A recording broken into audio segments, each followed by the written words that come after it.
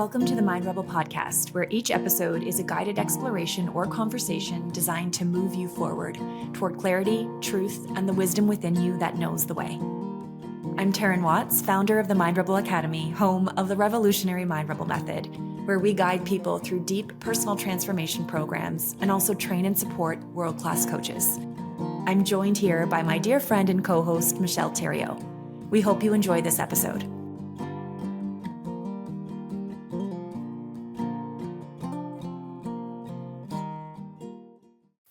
This podcast is dedicated to anyone who has ever had one moment or many moments in their life where you've looked around at the status quo, at the world around you, and thought, there's got to be more than this. Maybe it was about the entirety of your life. Maybe it was in a specific area of your life, your relationship, your career, you name it. But if you've ever sat back and felt any sort of emptiness or yearning, even if you couldn't name what that yearning was that told you, I ache for more, I desire more, I want something deeper, something that will satisfy my soul. And also, if you've doubted that desire, this podcast is for you. Before we dive into this conversation, I just want to say if our podcast episodes have served you in any way, the kindest way to say thank you is by liking, commenting, or subscribing to our YouTube channel. It helps us reach more people like you and really keep this work moving and growing. Let's start by putting our finger on that ache and talking about that ache. Whatever that is inside that makes you go, oh, there's got to be something more to this, because that can feel many different ways. It can feel like a deep, deep ache, like a disappointment in your life, whether it is, like you said, your entire life or a slice of your life, or it can feel like more like desire and yearning inside of you of like, oh, there has got to be something more than this. And so naming that for ourselves and like recognizing that is a doorway to something. I used to think that feeling was a signal that there was something wrong with me. Like, why could I not be content with the things that were right in front of me? Like, why couldn't I be content with what everybody else seemed to want? What success looked like to everybody else? Why couldn't that be enough for me? I really thought there was something flawed and wrong with me. But what we really, really believe, this is like a tenet of our work at the Mind Rebel Academy, is that feeling inside of you. It's not a flaw. It's not a signal that you're broken. It is a message. It is a messenger from your soul telling you that there is something more for you, that the life that you're living, the job that you're in, the relationship that you're in or not in, or whatever it might be, the way that you are showing up in the world, there's a dissonance between that version of you and who you really are and what you're really here to experience. And so we want to unpack that. We want to talk about that. We want to talk about all the layers of that and how to recognize that feeling, because that ache, there's wisdom there. And when we allow that to be a messenger rather than something we quiet down, shove down, or suppress, there's enormous wisdom inside that if we follow that, if we follow those whispers, will lead us to something greater, something that was tailor-made for us, and likely something that there is no model for what that looks like in the world, because it's uniquely yours and no one else's. And that's what this conversation is all about. What's funny is I sort of think that the desire for more that we're talking about, that, you know, for some people might feel like a really deep ache or even grief or longing or, you know, anywhere on the spectrum to very heavy to very excited. This can show up in all sorts of flavors. But I think it's funny that in our healthiest, most natural, most supported states, we would probably feel this longing for something more and immediately be able to identify it as our soul's longing for something more and then know to lean in that direction.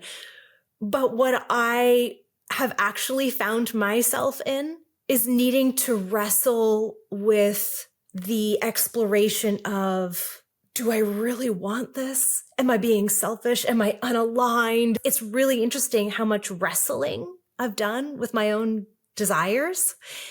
It's funny that something that probably is very clear and very natural to us has so much conditioning around it that it's sometimes hard to recognize these aches, these desires, even as such. We label our desires as problems with us. You know, you mentioned you thought there was something wrong with you. I think about all of the really deep desires that have presented themselves in my life as aches and longing for more. And one of the themes I've always experienced is a part of me thinking that aching, desiring part of me is so unreasonable and so ungrateful. It's amazing how much that's been conditioned into me. Michelle, are there any moments that really stick out for you where you've had these experiences where you look around at your life or look around at something around you and you say, like, oh, there has to be more than this? Like, do you remember any visceral moments like that? I remember so many moments like that. I think I started having moments like that when I was very young. I remember moments like that sitting in school, looking around, having almost like an out-of-body experience, part of me floating up, looking at this classroom, looking at like day after day, week after week, feeling like a little ant in a little box, you know, just like on repeat. I had moments like that in relationships where I thought, am I being super needy and super unreasonable for wanting more? I've had moments like that in every job I ever had before I came to the MRA, of sitting there and thinking, this is intolerable. How do people muster up the willpower to keep going? Like, what is this for? I've had moments like that in social situations, watching everyone chat and mingle and sitting back and thinking, oh my God, I don't know if I can do this. For me, instead of it being like one or two moments that stand out where I thought, ooh, there's got to be more than this, I feel like that's an experience I've had whenever I've been immersed in most areas of regular everyday life of the world. I feel it so many places. I've felt it so many places. When I think about all these different moments, strangely, the one that actually sticks out in my head the most, I don't know why this one sticks out in my head the most, but I was probably a teenager in my parents' basement. I don't know why I remember that, but I was just sitting back and thinking about life as a whole. And I was thinking about dying. And I was just thinking about the span of years that I had between that moment as a teenager and imagining until the moment I die and leave this earth, and sitting back and thinking, what is this all for? How do I live a good life? How do I live in such a way that whatever's waiting for me when I die, when I arrive there, I'm going to look back and think I did a good job. And I think that was probably a time in my life where my perspectives on friends and boyfriends and my worth and what was going to make me successful, I think all I felt around me were just the messages of the world. And I hadn't yet been able to name for myself or believe in for myself the things that would bring me meaning. So all I felt around me were just these messages and patterns of life where I just couldn't feel meaning and satisfaction. And I felt very, very, very lost, I remember, in that moment, and probably even a tinge of despair. And I think I even felt like this life's going to feel long if I just have to keep going on like this. Like, how am I going to do it? How am I going to live this life all these years with all of this emptiness around me, with nothing that makes my heart swell and expand, nothing that excites my soul? It was, I think, a very depressing moment for me. And yeah, that one didn't just touch one sliver of life. I think it touched my whole life at that time. It was probably one of my dark nights of the soul. Yeah. Okay, what about for you? What were some of those moments for you? The biggest moment that stands out, I do remember several little slices of plays. When you ask yourself this question, it's almost like a movie that plays, but one, okay, maybe two. A couple big ones that stand out. One that I want to mention first is I remember I was the person, I checked all the boxes. I went to university. I got a job right out of university in my field of study in international business as an intern, and then made my way into a permanent position there. I checked all the boxes. That is what, the world around me was modeled in that way. And that's what I thought would lead to success and happiness and living a good life. And I remember just stepping into this big building. It was like in this big corporate job, even on my first day. And like my whole body just going, like my whole body feeling really tense. Just like my body knew I don't belong here. But my mind was very convinced, nope, these are just nerves. Just get over it. Just this is what you do. So like get used to it because there's no other option but this. That feeling, that like little battle inside lasted for years and years. And I remember going back to work after my daughter was born. So my second child, my last child. And I had just been on a maternity leave with her and my son. And I went back to work. And so now I have 2 babies at home, no more mat leaves in my horizon. And it was just like now and retirement. And I was like, whoa, that's a long ways away. That's a lot of years and a lot of life in front of me. And I remember this experience in a meeting room once. And it was like how you described it. For me, it was like an out-of-body experience as well, where I was just like looking down at me and these colleagues of mine that we were working on some kind of project. And we were in this meeting room talking about this project. And I was like lifted out of my body looking down. And I had this realization that I was looking at each of their faces and expressions and realizing, oh, they're actually really happy to be here. They're really passionate about what we're doing. And we had a great mandate. We worked for a great organization, right? This was aligned for them. This was good for them. This is where they wanted to be. And I just had this moment of like, the dissonance inside of me was so massive at that point. And I thought, I can't do this while my 2 babies are at home and my heart is somewhere else and not here. Like I can't do this until I retire. I had similar moments after that, like little micro moments where I'd, get into the elevator and just hear people talking about 10 more years till retirement, almost like the countdown. And I was like, there has to be more than this to spend the most, you can't say beautiful years of your life because who knows what's next, but like to spend precious time, precious life force energy and years of your life in a place or in a job or in a relationship or wherever it is where you have this deep knowing and ache inside of you that this cannot be it. That dissonance inside of me got louder and louder and louder. I couldn't ignore it anymore. If I were to have ignored that, I'm fairly certain some kind of illness or injury would have manifested inside of my body. Oprah shares this quote that I love, and she says that life first speaks to us in whispers. And if you don't pay attention to the whispers become screams. And if you don't pay attention to life screaming at you, then a problem or a situation will manifest in your life to get your attention. If you don't pay attention to that, like chaos or catastrophe can manifest in your life to scream at you to get your attention.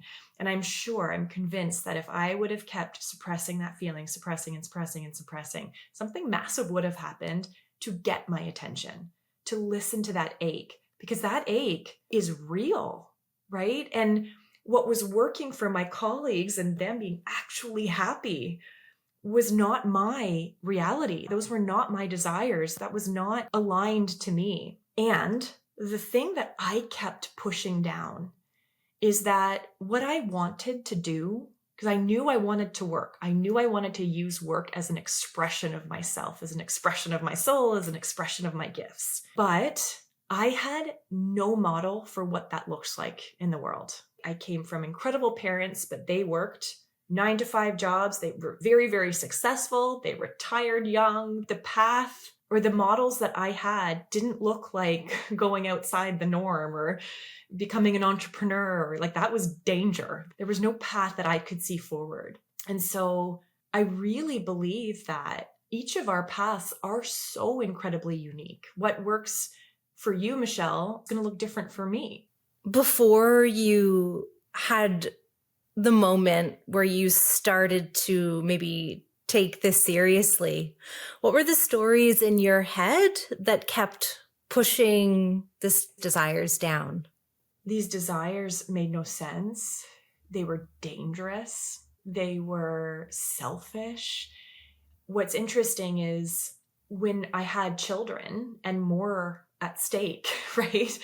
And more like these little humans who relied on me, and our household relied on the income my job was bringing in and the pension I was building and the benefits that I had.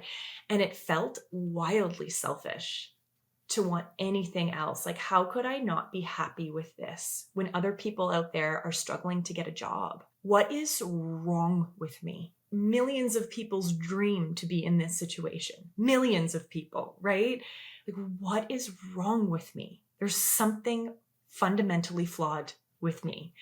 And these yearnings that I have, and this like little seed of a little dream I like once had of like being an entrepreneur, getting my kids on and off the bus, like making my own hours, all of that was dangerous, like danger, not safe, bad. I even went through a period of, okay, how could I get extra flexible to contort myself even more here? Is there a job that I could find here that could use my gifts? Is there a role that like I could find more and more outlets of my day to really express my gifts, which at the time I was learning was to be with people, coaching. It was all these things that I was learning about at that time. And did you have like one moment that was a turning point where you decided, wait a minute, these desires, they're real and I'm going to honor them? Yeah. So shortly after that moment in the meeting room, I remember this wrestling getting louder and louder and louder inside of me, and this aches getting louder and louder inside of me. And I remember one night being just especially emotional, and there was a lot of turbulence going on inside of me. And I had put my 2 babies to bed, and they were in 2 separate rooms, but they were both in cribs at the time. And I remember after they fell asleep, going into each of their rooms and just staring at these 2 precious, innocent little babies sleeping so safely and so soundly. And this turmoil that I felt just like surfacing so loud, which was these desires that I feel and cannot ignore any longer. It's now graduated from an ache to the truest desire of my soul. I know that difference now. You know, I had like named it. This is like, if I had a paintbrush and could paint my life and create it for myself, I would be doing work in the world that is so meaningful to me, and especially like tailor-made just for me. And that would create so much happiness and so much fulfillment that I would be the best mother I could be for these children. I'd be the best partner I could be for my husband. I'd be the best version of myself. But this area of work was so important to me. But I remember staring at them as they're sleeping, and the fear so loud that following this desire is danger for them. Like, I'm putting their safety at risk. We were not in a place where I could just leave my job. We needed my income. We needed the safety of my benefits. We needed the safety of my pension and all the things that are really important. It was just, I had this moment where as I was looking at them and thinking, maybe my purpose in this lifetime is to quiet down those dreams, those desires that I have inside of me, and create so much safety and opportunity for these two little beings that I've brought into the world, that they would be the ones in my lineage to finally be able to just like follow their heart's truest desires. And maybe my work was just to create so much stability, so much safety, and so many opportunities for them to go be free to follow their hearts. Maybe that was my work in the world, but they were the ones that got to follow their dreams, you know? And so I had that thought as I was looking at them. And then immediately after that thought came like an even stronger one dropped in, which was, if I want to raise brave humans who have the courage to follow their dreams, because it takes radical courage to follow those whispers, I have to be the one to show them what that looks like. I have to be brave with my own life. And that was a line in the sand moment. That was okay, I will do this for them. It was like I was choosing them and their futures to like cultivate the courage inside of myself to say, I will show them what it looks like to follow your dreams. And that was that moment for me. That story I just shared is like one big defining moment for me. But I'm also thinking back to all these little moments in my life where I experienced this dissonance, like from what I now understand as this dissonance inside, whether it be like friendship groups that I'm inside of and like conversations that I'm part of, where I'm just like, oh, there's gotta be more than this. Or, you know, experiences like that, old jobs, relationships, friendships, the world. And it's interesting because the type of human we tend to attract into the Mind Rebel Academy, the type of human that we serve, are these incredibly sensitive souls who have felt these similar feelings their whole life. You know, obviously, spoiler alert, you took a chance on your desires and it all worked out and it wasn't dangerous after all. But I also know that that doesn't mean that now every desire you feel, you perfectly recognize and honor immediately. What do you think your inner world and your relationship to your desires is now? Like, what's happening now inside of you? The new things that want to emerge in your life? So what I've learned since then, because that was probably like a marking moment where I chose to really listen to that desire over the fear, like the very real fears that existed there. And what I've learned now is that those yearnings, those desires, are my soul's way of evolving me forward. So it's not like you reach your dreams and then they go away. We are these ever evolving humans. And the first little whispers of those inner stirrings are your soul's way. I call it your soul. You can call it whatever you want, but it's your soul's way of like showing you where the growth is, showing you where the next expression of you is. It's like guiding you down your path. And what I've learned is that in order to listen to those yearnings before they become screams, before problems manifest in my life, but to listen to that when they are just these like subtle little whispers inside. And the only way to do that is to spend a lot of time with myself. And it's to spend a lot of time in my inner world, exploring them, unpacking them, because they're not always crystal clear. Sometimes it's more of a feeling. I want more play. I want more freedom. I want more abundance, right? Sometimes you don't even know what the outcome or what the vision looks like, but it starts as this little subtle feelings. And what I believe our work is to attune to that and to pay attention to that and to get really curious about what those stirrings are, because they're like little breadcrumbs along our trail.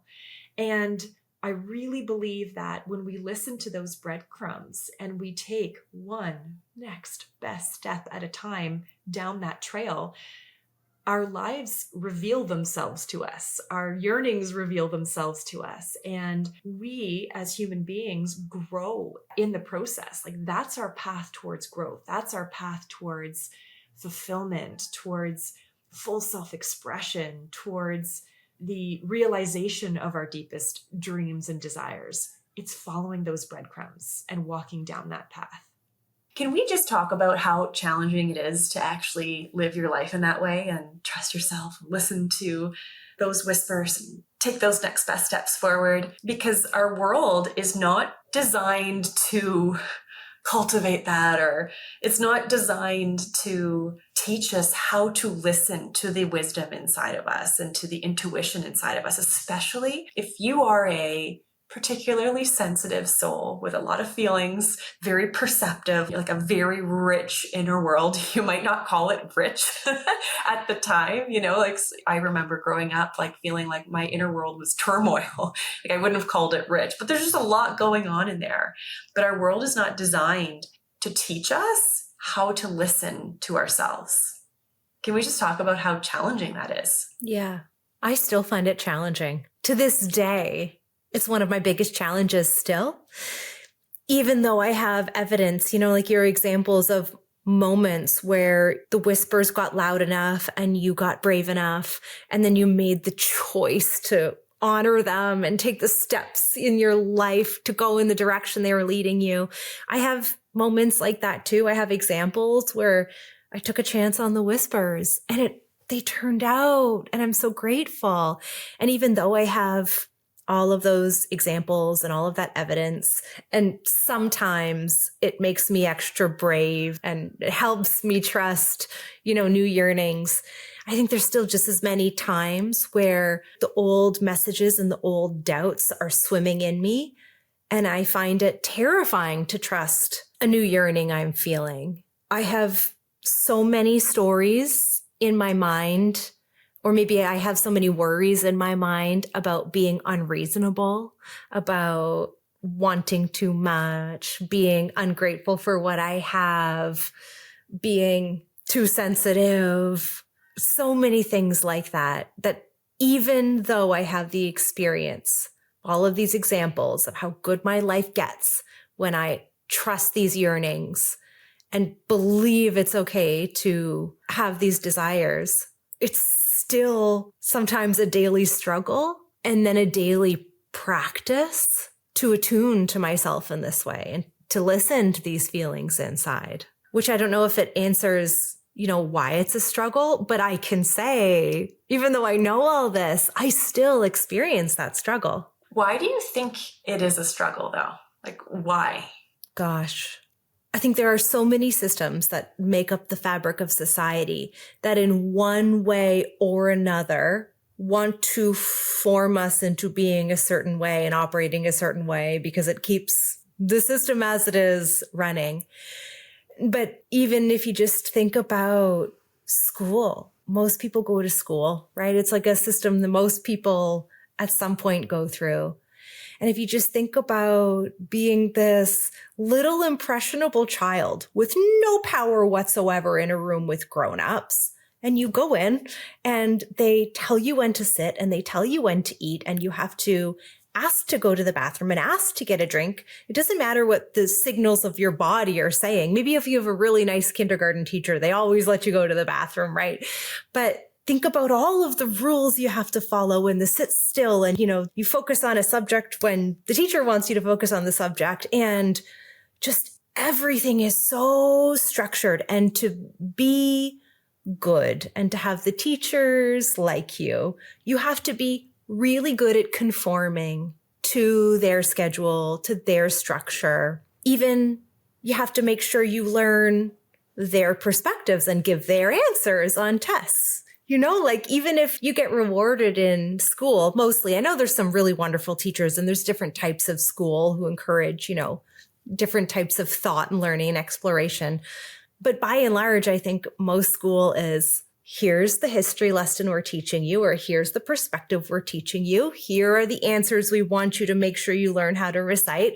And there's not really a lot of room for soul searching and finding a differing opinion. And there's maybe even less room for discovering what's actually interesting to you, what you want to put your attention on that day. And there's certainly not a lot of room for emotions and the signals of your own body. And you learn that really, really quickly. I remember learning it really quick in kindergarten when I felt really emotional and I missed my mom or something was happening and I wanted to cry. I learned really quickly, that's not what the other kids are doing. They're going to think that's weird. You better learn to suck it up. So I learned how to repress my tears at such a young age. And then I just got better and better and better and got more and more ingrained that that's super important to do. You can't be crying at school or you'll be a kid who gets picked on or something like that. And I survived the school system and thrived in the school system by getting better and better and better and better at conforming to what they wanted me to be. So that was my education. That's what my body learned. That's what my mind learned. And those are such formative years that it then becomes natural, I think, to start applying that to everything. It's like second nature to then go apply it to your career or wherever else in the world. And once even you accept that there are people and systems that have more authority over your perspective, your body, your emotions, your choices in life than you do, once you accept it once inherently as a child for the school system, then I think it becomes really easy to continue accepting it forever. You know, what society wants for you in the workplace, what your boss wants for you, whatever trends are happening in the world, culturally, politically. It's just second nature to think that somebody else knows better than you, and to keep yourself safe and right and good, you better just follow along. And there's a million examples. I could probably keep talking for an hour about all of the different examples. And so it's actually a little bit wondrous and amazing and hopeful and incredible that despite all of that conditioning, so many people do actually feel their own unique desire or yearning or carve out a path that's never been carved before. It's actually incredible. And I think it speaks to the power and intensity and desire of like the human soul and the human spirit to overcome it anyway. Like despite all the odds being stacked against you, hearing your own inner voice and trusting it and following it, even though the odds might not be in your favor, the desire of the soul perseveres because it wants to continue to grow in its true direction. What systems in the world do you think had the most impact on you in separating you from your own inner wisdom?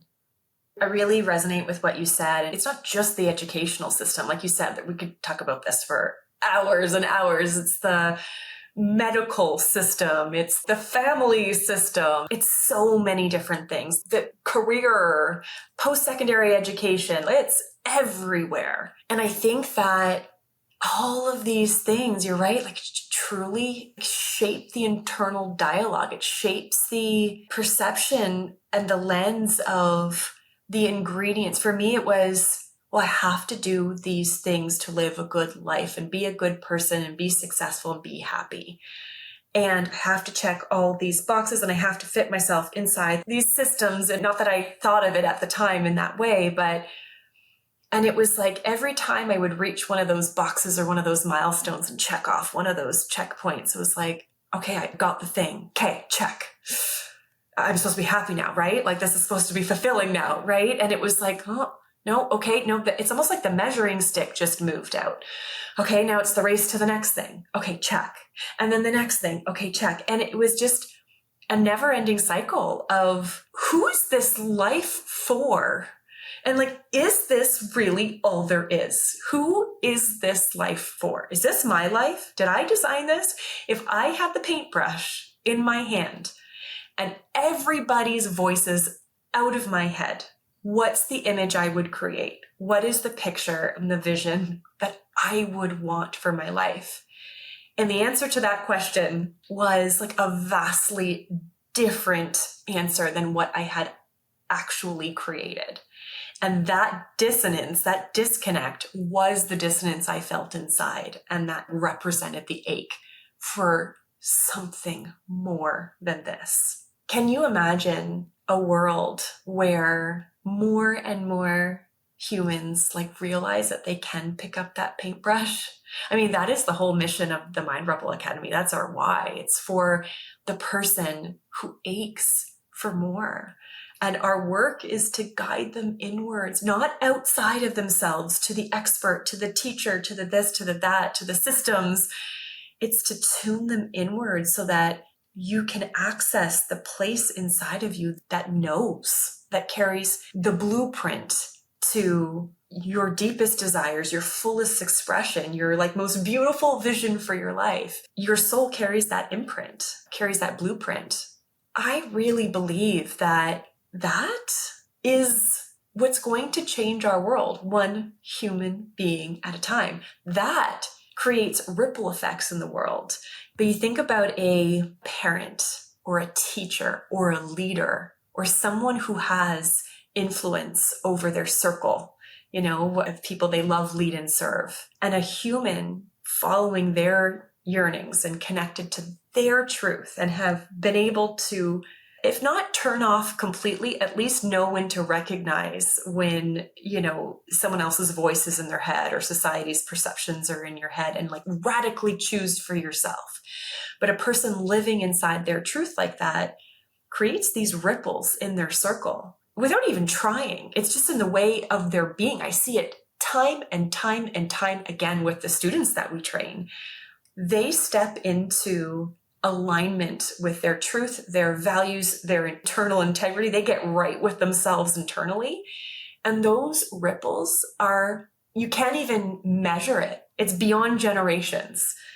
And we see it time and time again. The way a teacher shows up for her class and for her students is different. The way a mother or a father show up in their homes with their children is different. The way a coach shows up for their client is different. The way a friend shows up for their friend in need is different.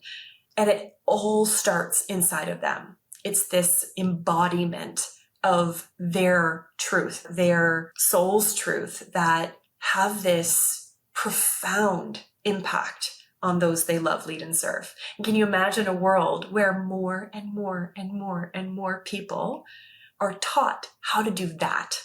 Because it is an unlearning. We have to lay down the false selves that we've created throughout our lifetime to be able to operate in this society, to be able to operate in these systems. We have to untangle all the limiting beliefs that were created in these systems that are like, I'm still constantly untangling them. I'm not sure that's ever done.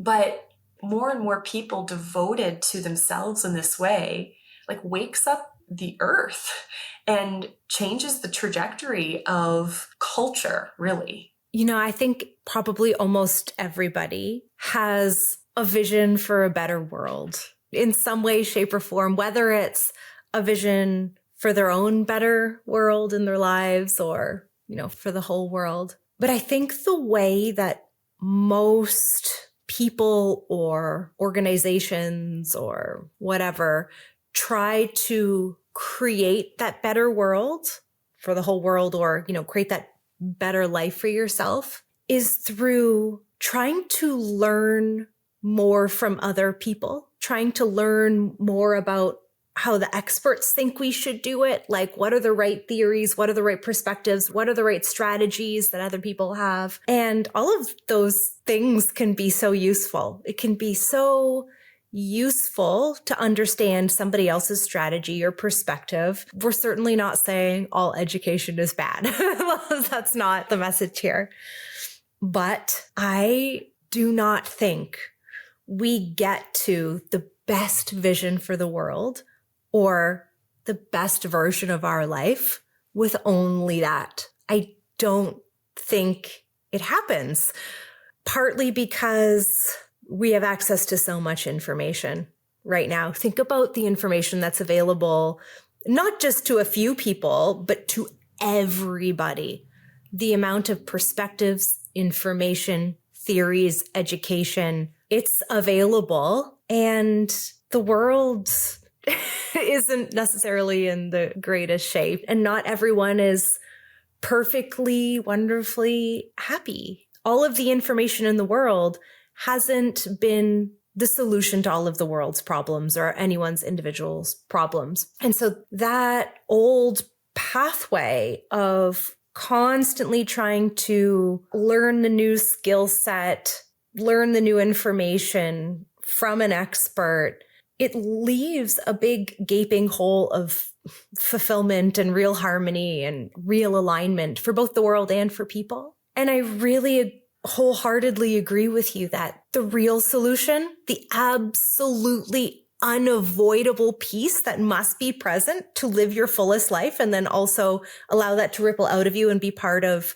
creating the most beautiful world, that essential piece is your connection to your own deeper wisdom, your own blueprint through the language of your body, your desires, your emotions, what resonates with you, what lights you up. It's the essential ingredient. And any system, any perspective, any education that is lacking that will be incomplete because people aren't one size fits all. Cities aren't one size fits all. Cultures aren't one size fits all. If a system cannot adapt to the nuance and uniqueness of an individual, something will be missing. And that deep desire, you can only scratch the surface of that deep, deep yearning and desire with ideas. The only way to get to that deep, deep, deep satisfaction and fulfillment is through a connection with yourself, an understanding of the way you work, a relationship with your own internal parts. The moral of this entire podcast, if you got anything out of this entire conversation, it's that if you have this feeling inside of you, this ache, that there has to be something more than this. Whether you're looking at your entire life story, whether you are looking at just a small slice of your life, there probably is something more for you. And that ache, if you orient your attention inward towards it, that ache carries enormous, enormous information and wisdom for you. And if you think about all of the things you've ever put your energy towards in your entire life, all of the different things you've ever learned, mastered, whatever skills for whatever job or school, even think about the things you've learned, even though you had no interest in these things whatsoever, and think how good you were able to become. If you think about putting that type of energy that you've put into learning about other things and other people, if you turn that energy with the same focus and the same time and the same effort into learning about yourself and the messages of your own aches and your own desires, imagine the way your own life could flourish in the perfect way for you. Thanks for tuning into the Mind Rebel podcast. If you're craving a space to go deeper into explorations like these, visit themindrebel.com to learn more about our flagship program, The Mind Rebel Method. Whether you're feeling the call to become a world-class accredited coach, or you're simply yearning to live a life more true to who you really are, this is where your next chapter begins.